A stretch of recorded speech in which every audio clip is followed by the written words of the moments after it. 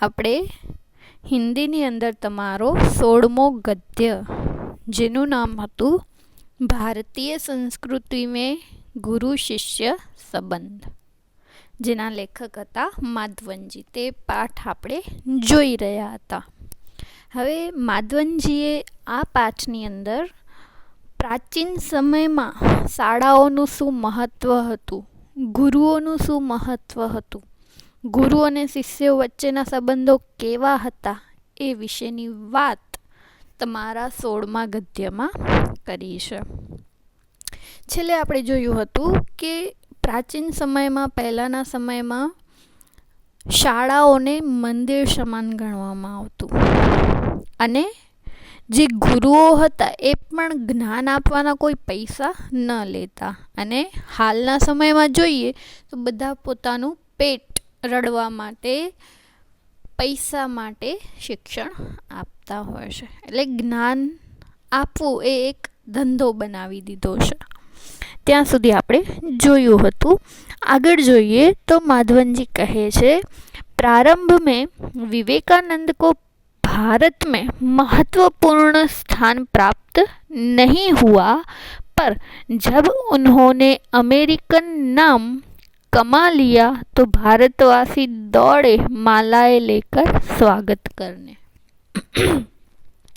હવે માધવનજી કહે છે કે આપણા જે સ્વામી વિવેકાનંદ છે, તેઓને સ્ટાર્ટિંગમાં, શરૂઆતમાં ભારતમાં જાણે કોઈ ઓળખતું પણ ન હતું.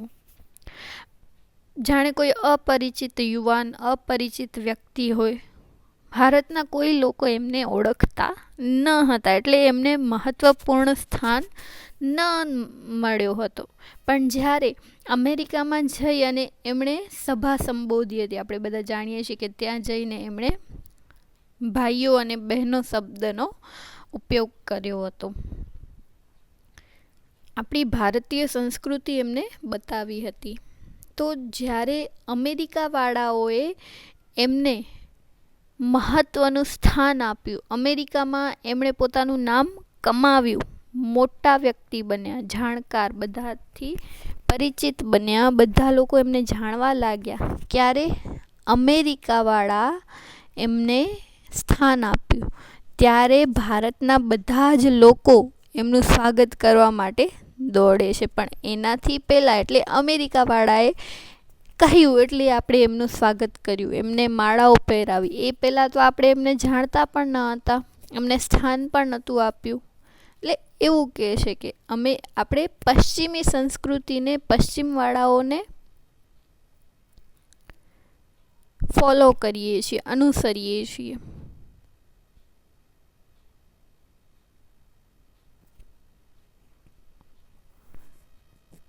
આગળ કે છે, रविंद्रनाथ ठाकुर को भी नोबेल पुरस्कार मिला तो बंगाली लोग दौड़े यह राग अलापते हुए અમાદેર ઠાકુર અમાદેર કઠોર સુપૂત.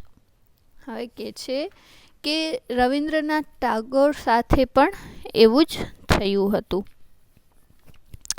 એમને પણ કોઈ ઓળખતા ન હતા, પણ જ્યારે એમને નોબેલ પુરસ્કાર, શાંતિ માટેનો નોબેલ પુરસ્કાર આપવામાં આવ્યો, ત્યારે બંગાળી લોકો બધા જ એમનું સન્માન કરવા લાગ્યા.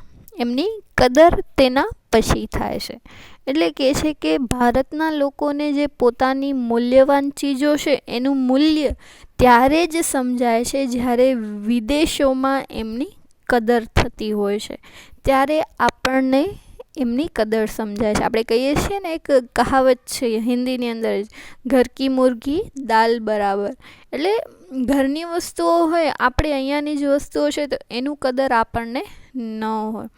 આપણે એવી જ રીતે રામાયણ છે, મહાભારત છે, ગ્રંથો પણ જોઈ લઈએ તો આપણને એટલો બધો ખ્યાલ ન હતો.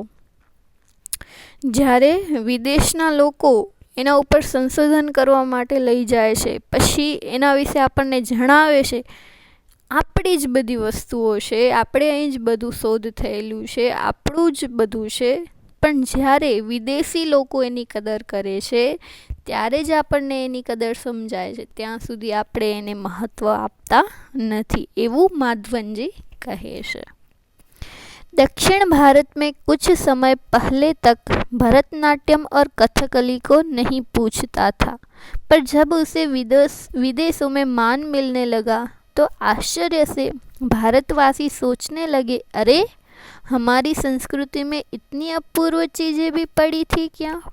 હવે માધવનજી એવું પણ કહે છે કે આપણે જોઈએ છીએ કે બધા જ રાજ્યોના અલગ અલગ નૃત્ય છે। આપણે ગુજરાતનો કયો નૃત્ય છે? લોકનૃત્ય ગરબા। તો એવી જ રીતે ભરતનાટ્યમ છે, કથકલી છે, એનું પણ મહત્ત્વ કાંઈ જ ન હતું, પણ જ્યારે આવા નૃત્યો વિદેશોમાં લોકપ્રિય થયા, વિદેશોમાં એમને માન મળવા લાગ્યું, એના પછી જ ભારતના લોકોને એવી અનુભૂતિ થઈ, એવું ફીલ થયું કે આપણી સંસ્કૃતિ પાસે આટલી અમૂલ્ય ચીજો પડેલી છે ને આપણને ખબર પણ નથી। ક્યારે ખબર પડે છે? જ્યારે વિદેશી લોકો એનું માન સન્માન કરે છે ત્યારે। यहाँ के लोगों को अपनी खूबसूरती नहीं नजर आती, मगर पराये के सौंदर्य को देखकर मोहित हो जाते हैं। ભારતના લોકોની પ્રકૃતિ કેવી છે કે પોતે ગમે એટલા સુંદર હોય એ નહીં દેખાય, પણ બીજા લોકોની સુંદરતા એમને આકર્ષિત કરતી હોય છે। जिस देश में ज्ञान पाने के लिए मैक्स मुलर ने जीवन भर प्रार्थना की, उस देश के निवासी आज जर्मनी और विलायत जाना स्वर्ग जाने जैसा अनुभव करते हैं। હવે વિદેશના લોકો જે છે, મેક્સ મુલર જર્મનીના વિદ્વાન છે, એ વિદ્વાન પણ ભારતમાં આવી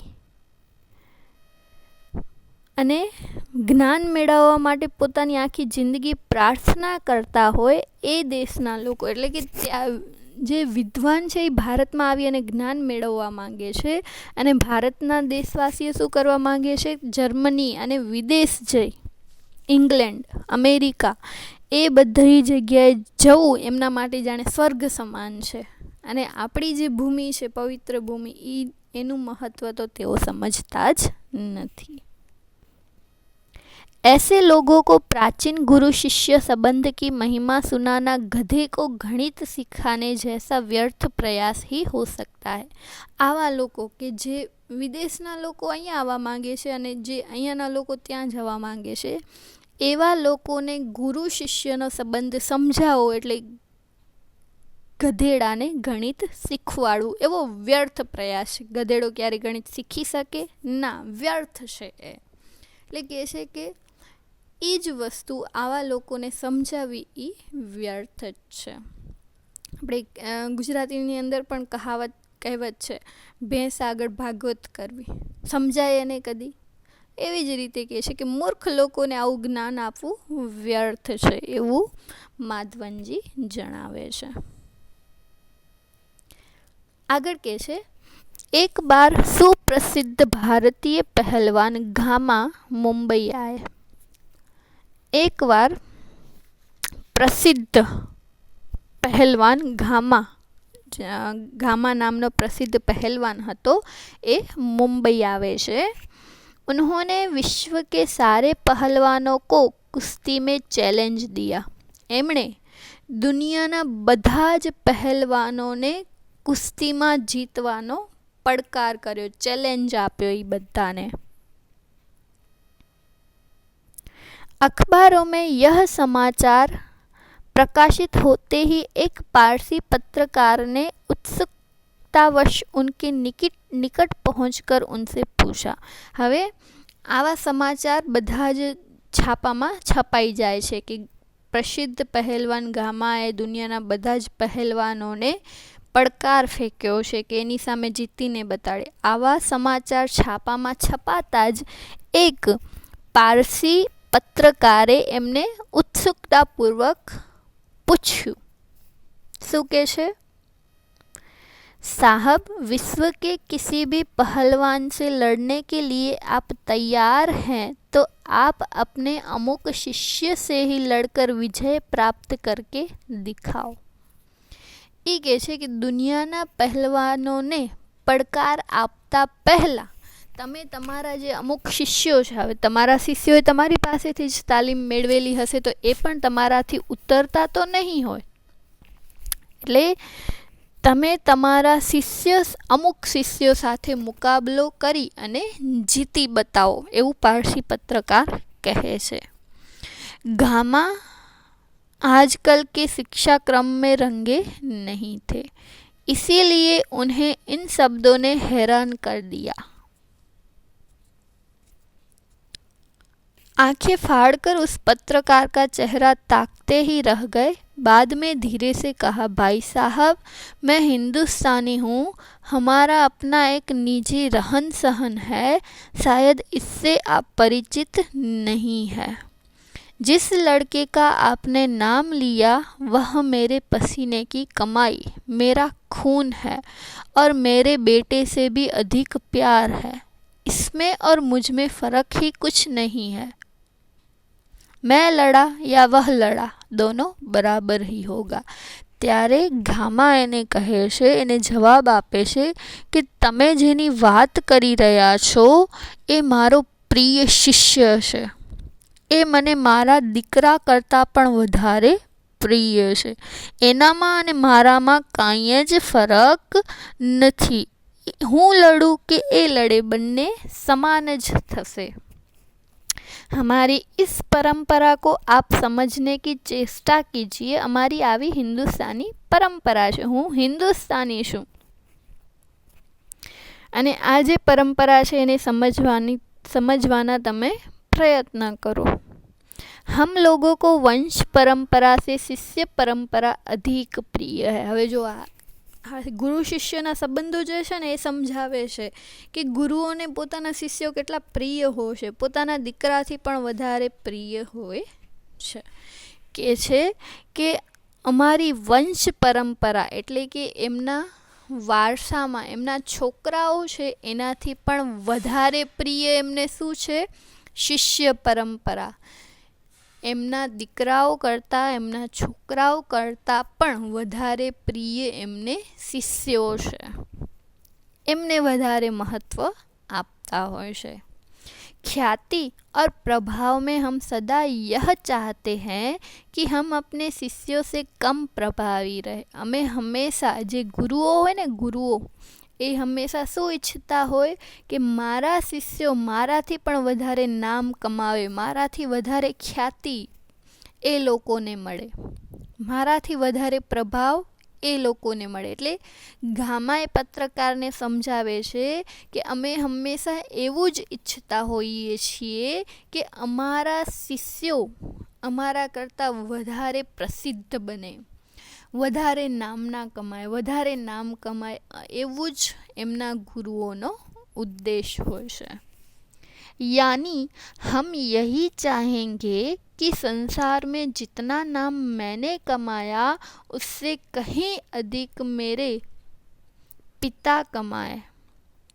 मुझे लगता है आप हिंदुस्तानी नहीं हैं। ત્યારે પત્રકારને કહે છે કે હિન્દુસ્તાનમાં, ભારતમાં ગુરુ શિષ્યો વચ્ચેનો આ સંબંધ છે અને મને એવું લાગે છે કે તમે ભારતના નથી। જો તમે ભારતના હોત તો તમે આવું મને કીધું જ ના હોત કે તમે તમારા શિષ્યો સામે લડાઈ કરો।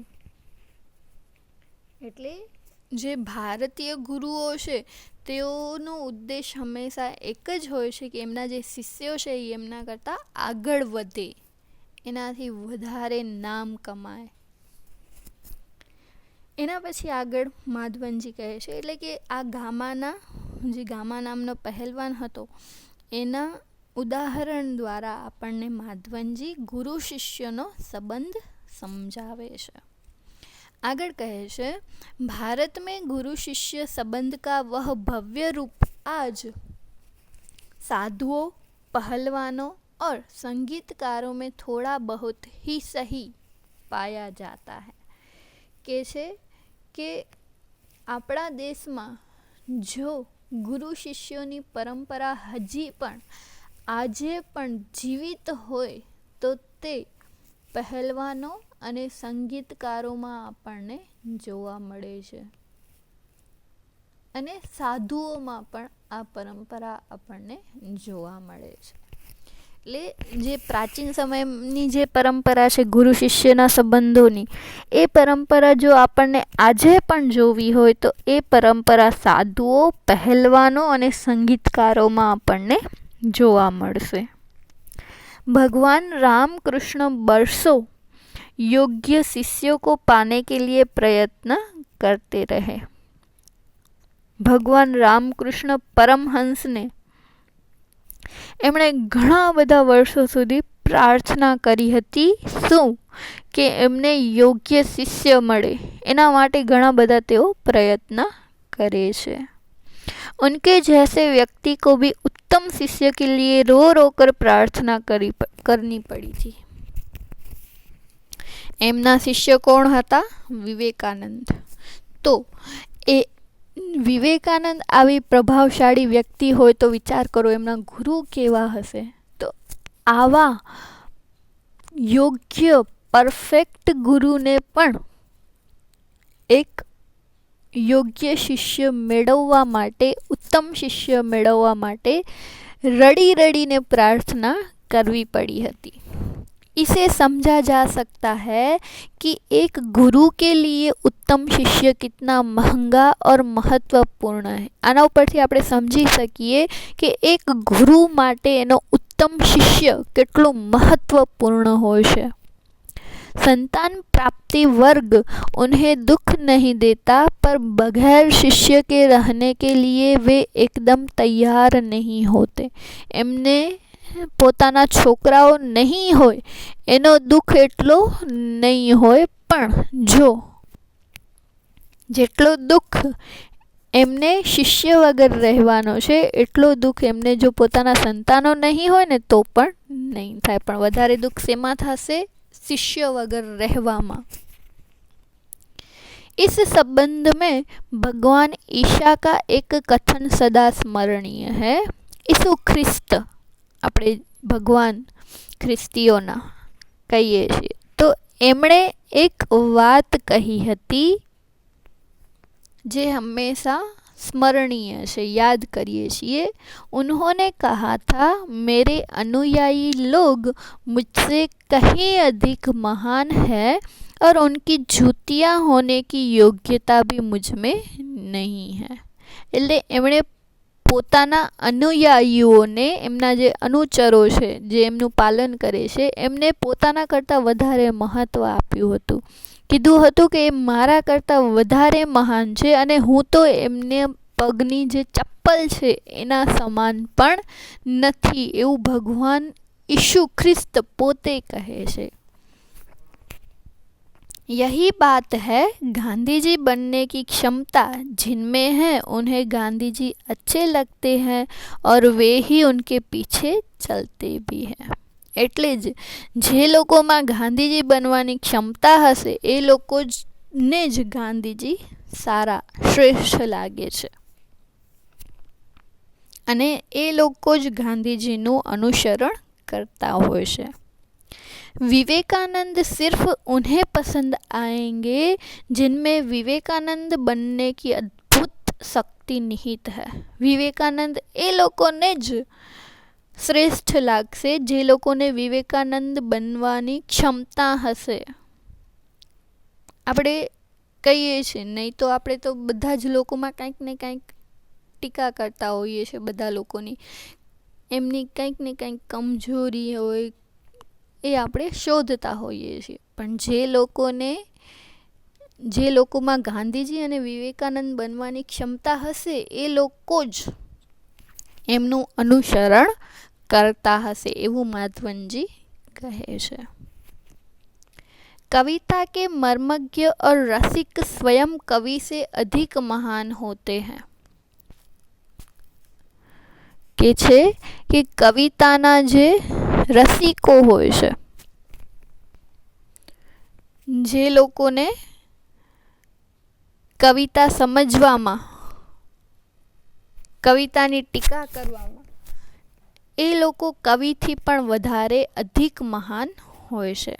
એટલે કે કવિતા લખવાવાળા કરતાં જે કવિતાના રસિકો હોય છે એ લોકો વધારે મહાન હોય છે. संगीत के पागल सुनने वाले ही स्वयं संगीतकार से अधिक संगीत का रसास्वादन करते हैं. હવે જે લોકો મ્યુઝિક બનાવે છે, ગીત બનાવે છે, એ લોકો કરતાં જે ગીત સાંભળવાવાળા હોય છે તે વધારે એને અનુભવતા હોય છે. યહાં પૂજ્ય નહીં પુજારી ही શ્રેષ્ઠ है. આપણે અહીં ભારતની અંદર શું છે, જે પૂજ્ય છે એના કરતાં પૂજારીને વધારે મહત્વ આપવામાં આવતું હોય છે. यहाँ सम्मान पाने वाले नहीं सम्मान देने वाले महान है. અહીંયા સન્માન, જે લોકોને આપણે સન્માન આપીએ છીએ એ લોકો કરતાં સન્માન આપવાવાળા વધારે મહાન હોય છે, એવી ભારતીય સંસ્કૃતિ છે. स्वयं पुष्प में कुछ नहीं है, पुष्प का सौंदर्य उसे आने वाले की दृष्टि में है. આપણે ફૂલ છે એ ફૂલ સુંદર છે કે નહીં એના ઉપર નહીં, પણ જે ફૂલને જોવે છે એની નજરમાં કેટલી સુંદરતા રહેલી છે એના ઉપરથી નક્કી થાય છે કે આ ફૂલ सुंदर है कि नहीं. दुनिया में कुछ नहीं है, जो कुछ भी है हमारी चाह में हमारी दृष्टि में है. દુનિયામાં કાંઈ પણ નથી, જે કાંઈ પણ છે એ આપણા વિચારોમાં, આપણી નજરમાં છે. જો આપણે સારા નજરિયાથી જોઈશું તો સારું લાગશે, આપણે ખરાબ નજરિયાથી જોઈશું તો ખરાબ લાગશે. यह अद्भुत भारतीय व्याख्या अजीब सी लग सकती है, पर हमारे पूर्वज सदा इसी पथ के यात्री रहे हैं. આ બધી વાતો આપણને અજીબ લાગશે, પણ આપણા જે પૂર્વજો છે, આપણા જે બાપ દાદાઓ છે એ લોકો હંમેશા આ જ રાહ ઉપર ચાલીને આવ્યા છે કે આપણે જો આપણી નજર સારી હશે તો બધું સારું જ હશે. आगर माधवन जी कहे छे, उत्तम गुरु में जाति भावना भी नहीं रहती. जो गुरु उत्तम हसे तो ए गुरुना मतभेदों में कोई जाति भेदभाव आवशे नहीं, कि कोई हिंदू मुस्लिम सिख ईसाई अथवा कोई पण जातिना लोको होय तो ए लोकोमां ए भेदभाव राखशे नहीं. ए ज उत्तम गुरुनी व्याख्या छे. कितने ही मुसलमान पहलवानों के हिंदू चेले हैं और संगीतकारों के मुसलमान शिष्य रहे हैं. घણા બધા એવા મુસલમાન પહેલવાન ગુરુઓ છે જેમના શિષ્યો હિન્દુ હશે, અને ઘણા બધા એવા સંગીતકારો છે, હિન્દુ સંગીતકારો છે કે જેમના શિષ્યો મુસલમાન હશે. એટલે કે ઉત્તમ ગુરુમાં આવા બધા ભેદભાવ જોવા મળતા નથી. यहाँ परख गुण की, साधना की और प्रतिभा की होती. भक्ति और श्रद्धा की ही कीमत है, न कि जाति संप्रदाय, आचार विचार या धर्म की. અહીં ગુરુ શિષ્યો વચ્ચેના જે સંબંધો છે એ કઈ રીતે એના ગુણો, એની જે ભક્તિભાવ છે, એની જે શ્રદ્ધા છે, એના અંદર જે ક્ષમતા રહેલી છે એના ઉપરથી થતું હોય છે, નહીં કે જાત પાતના વિચારો, આચાર વિચાર, ધર્મ એના ઉપરથી એ બંનેના સંબંધો હોતા નથી. મુજે એટલે કે કોઈ પણ એક ઉત્તમ ગુરુ હોય તો એ કોઈ પણ જાત પાતના ભેદભાવ કરશે નહીં, પણ એ ગુણને મહત્વ આપશે. એટલે જ ભારતની અંદર અનેક હિન્દુઓ મુસલમાન ગુરુના શિષ્ય હતા અને અનેક મુસલમાન हिंदू गुरुओं शिष्य था. उन्होंने कभी नहीं सोचा कि यह हिंदू है और मुसलमान बनाना चाहिए. एमणे कदी एवो रोप तमारा ऊपर थोप्यो छे कि हूँ मुसलमान छूँ तो आने मुसलमान ज मारा शिष्य ने मुसलमान बनावुं, कि हूँ हिंदू छूँ तो मारा शिष्य ने हिंदू बनावुं. ना, उत्तम गुरु में कदी आवुं जोवा मळशे नहीं. पुराने ज़माने में मौलवी लोग बड़े बड़े रामायणी होते थे और आज देहांतों में भरत मियाँ, रंजित मियाँ आदि अधिक संख्या में दिखाई देते हैं। પ્રાચીન સમયમાં જે મોટા મોટા મૌલવી હતા, જે મુસ્લિમ લોકોના જે ગુરુઓ હોય છે, તો એ મૌલવી લોકો રામાયણ કરતા, રામાયણ કહીને સંભળાવતા, એ લોકોનો પણ રામાયણ ખ્યાલ હતી. તો એટલે જ આજે પણ ભરત મિયા, રંજીત મિયા એવી ઘણી સંખ્યા આપણને જોવા મળે છે. એટલે કે મુસ્લિમ લોકો પણ બધા જ ધર્મોનું એટલું જ મહત્ત્વ રાખતા. અને હિન્દુ એટલે મુસ્લિમ અને હિન્દુ ગુરુ શિષ્યો વચ્ચે કોઈ આવા ભેદભાવ, જાતિના ભેદભાવ જોવા ન મળતા. आज के गुरु भी सिर्फ सेवा लेने में ही चतुर है, देने में नहीं. આજના જે ગુરુઓ છે એ લોકો સેવા લેવામાં વધારે चतुर છે, देवामा नहीं.